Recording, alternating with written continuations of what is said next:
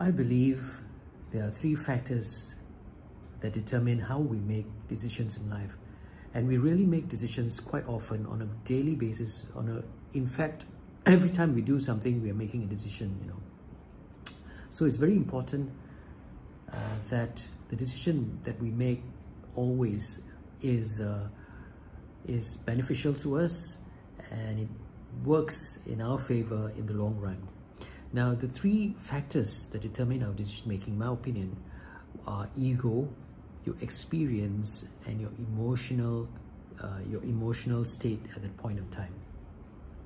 So what we wanted in terms of experience, there's really nothing we can do, because that comes with us, and that is a good thing to have experience. The more experiences we have, the better decisions we can take, because we know the consequences, and that therefore we make a decision.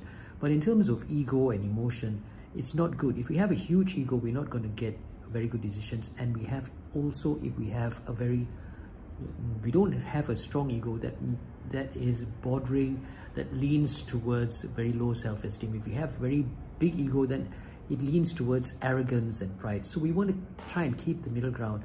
Same with emotion. If we are too emotional, we can become very irrational, don't make very good decisions. And if we become very emotionless, our hearts are very hard, then we cannot be empathetic. We are not able to be cognizant of other people's feelings, and we cannot do perspective taking.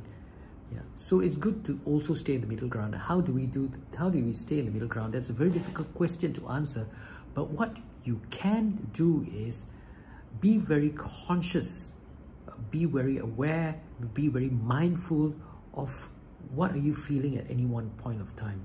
Now, if you think it's over emotional, then be conscious, because what we want to try to do is keep that middle ground all the time in our lives.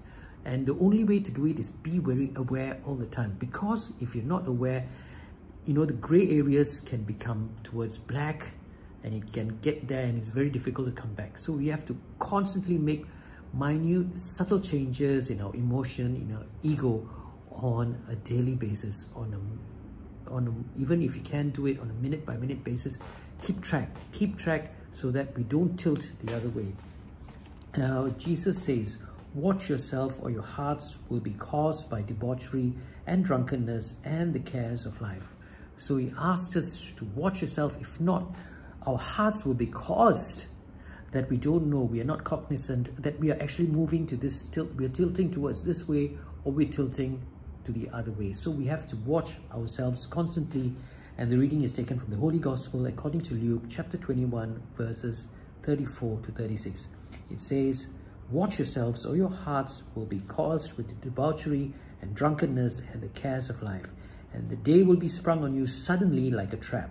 So let's watch ourselves so that we don't lean towards either of these extremes, but watch ourselves so that we always take the middle ground and we know what we're doing. And that is my thought for today.